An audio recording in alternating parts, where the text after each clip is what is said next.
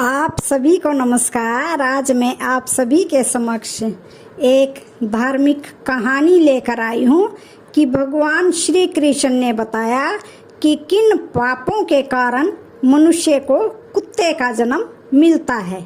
तो श्रवण करते हैं।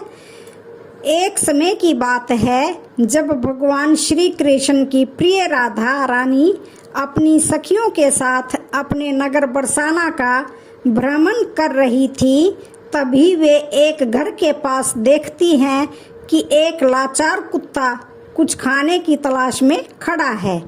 तभी उस घर से एक नौजवान आदमी लाठी लेकर निकलता है और उस कुत्ते को दौड़ा दौड़ा कर मारता है।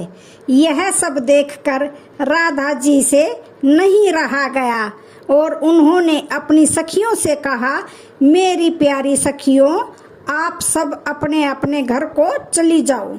अब मैं यहाँ से अपने प्रभु कान्हा के पास जाऊंगी और उनसे कुछ प्रश्न पूछूंगी। फिर राधा रानी भगवान श्री कृष्ण से मिलने के लिए चली जाती है। इधर भगवान श्री कृष्ण अपने राजभवन में स्वर्ण से बनी हुई सिंहासन पर विराजमान थे।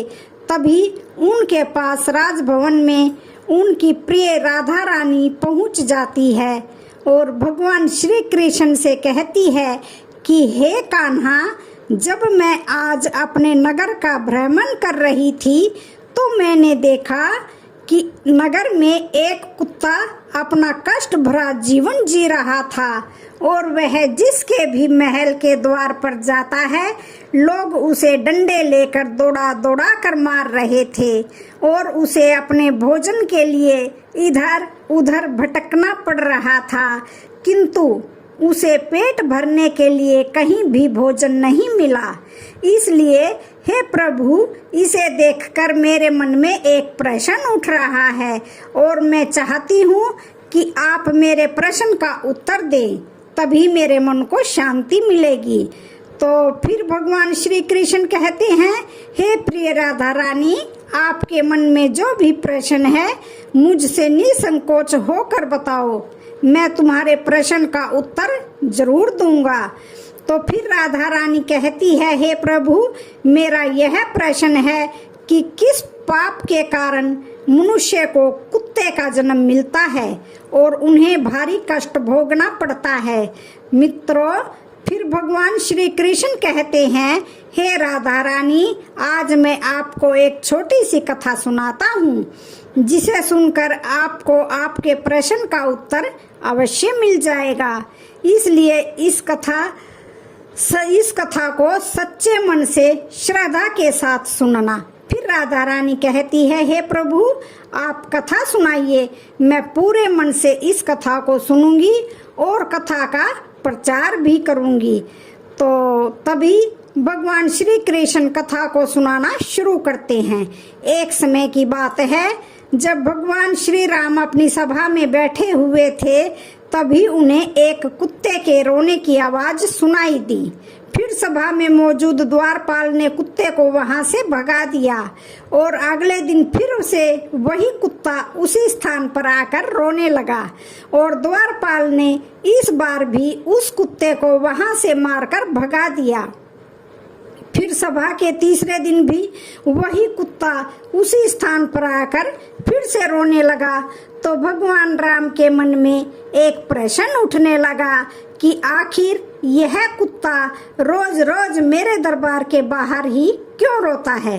तभी भगवान राम ने उस कुत्ते के रोने का कारण जानना चाहा और द्वारपाल से कहा कि उस कुत्ते को यहाँ बुला कर लाओ। तो उस कुत्ते को बुलाने के लिए द्वारपाल उसके पास गए और बोले, प्रभु श्री राम ने आपको अपने दरबार में बुलाया है। तो कुत्ता बोला, हे द्वारपाल, मुझे एक ऐसी योनि में जन्म मिला है जिसका मंदिर, राजभवन, रसोई घर और गौशाला जैसे पवित्र स्थानों पर जाना वर्जित है। तुम जाकर प्रभु श्री राम से कह दो कि वे स्वयं मुझसे मिलने के लिए यहाँ पर आ जाएं। तब द्वारपाल ने कुत्ते की सारी बातें भगवान श्री राम से जाकर बताई और ऐसा सुनकर भगवान श्री राम स्वयं उस कुत्ते के पास गए और उससे कहा, तुम रोज मेरे दरबार के बाहर आकर क्यों रोते हो? इसका क्या कारण है? तो कुत्ते ने भगवान श्री राम से कहा, हे प्रभु, मैंने कोई अपराध नहीं किया है, फिर भी एक सन्यासी ने मुझे पत्थर से मारा है, जिसके कारण से मेरा पैर टूट गया है और अब मुझे बहुत पीड़ा हो रही है और इसी कारण मैं रोज आपके दरबार में आकर रोता हूँ। तब भगवान श्री कृष्ण कहते हैं, हे प्रिय राधा रानी, उस कुत्ते की पीड़ा को देखकर प्रभु श्री राम को बहुत दुख हुआ और भगवान श्री राम ने अपने द्वारपाल को अपने दरबार में बुलाया और कहा, हे द्वारपाल, जाओ, जाकर वह सन्यासी जहाँ भी हो उसे ढूंढकर हमारे दरबार में पेश करो। तब भगवान श्री राम की आज्ञा पाते ही उनके 2 सैनिक वहां से सीधा सन्यासी के घर पहुंच गए और उस सन्यासी को पकड़कर अपने साथ में लेकर भगवान श्री राम के दरबार में आ गए। तो फिर प्रभु श्री राम ने कहा, क्या यह सत्य है कि तुमने इस कुत्ते को पत्थर मारा है जिससे इसका पैर टूट गया है? तब वह सन्यासी कहता है, हे प्रभु, मैं भिक्षा के लिए रास्ते से जा रहा था, तभी इस कुत्ते ने मेरी भिक्षा का अन्न छू लिया था। इसी वजह से मुझे क्रोध आ गया और मैंने पत्थर उठाकर इसको जोर से मार दिया, जिसके कारण इसका पैर टूट गया। तो तब सन्यासी की यह बात सुनकर श्री राम ने कहा, क्या आपको पता है कि यह एक अज्ञान पशु है? यह अपना पेट भरने के लिए ऐसा करते हैं और इनको इतनी अकल नहीं है कि ऐसा नहीं करना चाहिए। और यदि इस कुत्ते ने आपके अन्न को छू लिया था तो इसमें इसका कोई अपराध नहीं है और ऐसा करना तो इसकी स्वाभाविक प्रवृत्ति है। और इतनी सी बात के लिए आप इस कुत्ते को इतनी बड़ी सजा नहीं दे सकते हैं और अपराध इससे नहीं, अपराध तो आपने किया है जो एक सन्यासी होकर इस कुत्ते का पैर तोड़ दिया है, इसलिए आप ही इसके अपराधी हैं।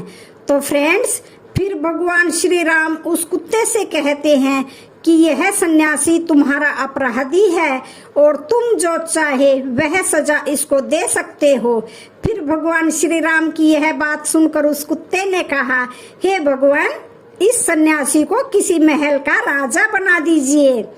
तो श्री राम ने उस कुत्ते की बात को स्वीकार कर लिया और उस सन्यासी को सुंदर वस्त्र पहनाकर एक घोड़े पर बिठा दिया और उसे एक महल में ले गए और वहां का राजा बना दिया, जिससे वह सन्यासी बहुत सारी संपत्ति और सुख समृद्धि को पाकर बहुत खुश हुआ। तो फिर वह सन्यासी सोचने लगा, मैंने अपने जीवन में कभी सपना भी नहीं देखा था कि मैं एक राजा बनूंगा, जिससे एक कुत्ते ने मुझे राजा भी बना दिया। सच में इस कुत्ते में अकल नहीं है, क्योंकि मैंने इसकी टांग तोड़ दी थी, पर उसने मुझे सजा देने के बजाय महल का राजा बना दिया। यह सब कुछ देखकर लोग बहुत आश्चर्यचकित हुए और उन्होंने प्रभु श्री राम से पूछा, हे प्रभु, इस कुत्ते ने इस सन्यासी को सजा देने की बजाय महल का राजा क्यों बना दिया, जबकि उस सन्यासी ने तो कुत्ते का पैर तोड़ दिया था। तब गांव के लोगों की इस बात को सुनकर प्रभु श्री राम ने कहा, इस सवाल का जवाब आप लोगों को वह कुत्ता ही दे सकता है। तब सभी लोग उस कुत्ते के पास गए और उससे पूछा, आपने उस सन्यासी के साथ ऐसा क्यों किया है? उसे दंड देने के बजाय आपने उसे एक राज्य का राजा बना दिया है। तो कुत्ता मुस्कुराते हुए बोला, तुम जानना चाहते हो कि मैंने उस सन्यासी को सजा देने की बजाय उसे महलों का राजा क्यों बना दिया है? तो वह कुत्ता उन सभी से कहता है कि सुनो, अन्याय करने वाला राजा और दूसरे की संपत्ति को हड़पने वाला तथा घर पर पहुंचे याचक को भगाने वाला और किसी गरीब पर अत्याचार करने वाला दूसरे जन्म में कुत्ता ही बनता है, और यह एक सत्य है। इसमें कोई संकोच करने वाली बात नहीं है। एक राजा ही सबसे पहले गरीबों को सताता है और उनकी संपत्ति को हड़पने का काम करता है। तो फ्रेंड्स, फिर कुत्ते ने कहा, मैं भी पिछले जन्म में एक राजा था और मैंने गरीबों को खूब सताया था और उनकी मेहनत का धन खूब हड़पा था, और मैं भी लोगों के साथ बहुत अन्याय करता था और बेसहारे लोगों और गरीबों की जमीनों को हड़प लिया करता था और अपने से छोटे लोगों पर खूब अत्याचार करता था, जिसके कारण मुझे इस जन्म में कुत्ते का जीवन मिला है और अब मैं अपने पापों का फल भोग रहा हूँ। इसलिए मैंने उस सन्यासी को राजा बनाया है ताकि उसे भी अगले जन्म में कुत्ते का जीवन मिले, और तब उसे पता चलेगा कि कुत्ते की जिंदगी कैसी होती है और अपना पेट पालने के लिए कितने लोगों से मार खानी पड़ती है। तो फिर भगवान श्री कृष्ण कहते हैं, हे प्रिय राधा रानी, यह वही लोग हैं जो पाप धुलने के लिए गंगा जी में जाते हैं, किंतु वहां से आते ही फिर से पाप करना शुरू कर देते हैं। लेकिन गंगा जी में वही पाप धुलते हैं जो अनजाने में हो जाते हैं। जानबूझकर किए गए पाप कभी नहीं धुलते। गंगा जी में स्नान करने से वही मनुष्य पवित्र होता है जिसका मन साफ हो और मन में कोई छल कपट ना हो तथा गंदे विचार ना हो। गंगा जी में छल करने वाले और दूसरों की बहन बेटियों पर बुरी नजर रखने वाले लोगों का कुछ नहीं होता है। प्रत्येक मनुष्य को अपने कर्मों का फल अवश्य मिलता है। तो इसलिए आप लोगों से हाथ जोड़कर अनुरोध है कि किसी बेजुबान जानवर को अगर हम लोग एक वक्त पेट भरने के लिए अन्न नहीं दे सकते तो उन्हें कष्ट पहुंचाने का भी हमें कोई हक नहीं है। इसलिए किसी भी बेजुबान जानवर को कभी भी कष्ट ना दें। यदि कोई कुत्ता या बेजुबान जानवर आपके घर पर आता है तो उसे यदि रोटी नहीं दे सकते तो उसे मारो भी मत, क्योंकि वह भी एक जीव है और उसे भी दर्द होता है और ईश्वर सबके पापों को देखता है और उसके अनुसार भगवान दंड भी देते हैं। तो इस प्रकार भगवान श्री कृष्ण ने अपनी प्रिय राधा रानी को बताया कि कौन से पापों के कारण मनुष्य को कुत्ते का जन्म मिलता है। तो आज की कहानी का यहीं पर समापन होता है। आशा करती हूँ कि आप सभी को यह कहानी पसंद आई होगी।